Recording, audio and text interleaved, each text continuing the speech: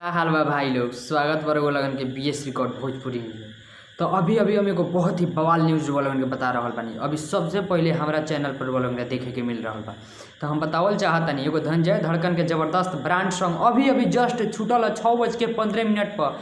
18 तारीख आज 6:15 पर जस्ट छूटल है, जौन की गाना के नाम बा कि लूट लिहलू सारा जहां, लूट लिहलू सारा जहां, जौन की super hit sad song Dhananjay भाई गईले है, जौन की बहुत ही ज़बरदस्त गाना गईले है।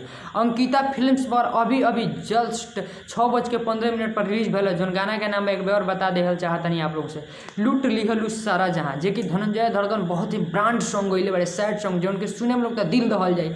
अभी बस्ट जस्ट रिलीज भेल, आप लोग जाकर जरूर देखी अंकिता फिल्म्स पर, जौन की गाना के नाम बा लूट लिहलू सारा जहां, जे कि धनंजय भाई के रोल में देखम तो सब दिमाग घुसक जाए। गाना के पोस्टर जौन की देख रहा बने अभी बवाल के पोस्टर बस सब मिजाज मस्त हो जाता। तो हम भाई कहम कि रोवा लगन बीएस रिकॉर्ड भोजपुरी न्यूज़ को अभी तक जे सब्सक्राइब नहीं के लिए धनंजय भाई के फैंस आप लोग सब्सक्राइब कर ली, क्या कि धनंजय भाई के सपोर्ट में बीएस रिकॉर्ड भोजपुरी न्यूज़ हमेशा खड़ा बा। जैसे भी जहाँ भी जौन भी जरूरी है न्यूज़ के माध्यम से सब कुछ हम सबसे पहले रोवा लगन के दिखाएं। तो धनंजय भाई के फैंस हम कहल जब एक बार और सुन ली, जौन गाना के नाम बा कि लूट लिहलू सारा जहां, लूट लिहलू सारा जहां, जौन की गाना धनंजय भाई अभी जस्ट इनका रिलीज भइल अंकिता फिल्म से। तो आप लोग ज़्यादा से ज़्यादा प्यार दुलार दी। और हम बता देहल चाहतानी जौन गाना सुनले रहनी है धड़कन का दिल, उससे बहुत ही हट के बहुत ही अलग, उससे भी दर्दनाक गाना बा लूट लिहलू सारा जहां। तो भाई आप लोग से हाथ जोड़ के हमारी रिक्वेस्ट बा, हम बीएस रिकॉर्ड भोजपुरी न्यूज़ के ऑनर विक्की सिंह, कि आप लोग जाके अंकिता फिल्म्स पर जाके वो गाना के देखी।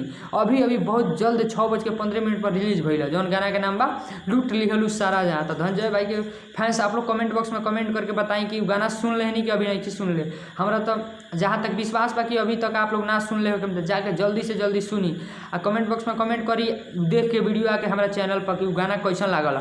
अगर अच्छा लागल हो तो भाई लोग वीडियो को अगर लगन के तो एगो शेयर अपना दोस्त के बीच कह दी, कि सब दोस्त के पता चल जाए कि हाँ धनंजय भाई के गाना अंकिता फिल्म से आएला लूट लिहलू सारा जहाँ। तो आप लोग प्यार और आशीर्वाद बनैले रही। हम बीएस रिकॉर्ड के मालिक विक्की सिंह ऐसे ही रोवा लगन के भोजपुरी न्यूज़ एक से बढ़ के एक धनंजय भाई के मिलत रही। तो बस प्यार और आशीर्वाद बनैले रही बीएस रिकॉर्ड भोजपुरी न्यूज़ पर। जय हो भोजपुरी समाज। भोजपुरी की खबरें जानने के लिए सब्सक्राइब कर लीजिए बीएस रिकॉर्ड भोजपुरी न्यूज़ को।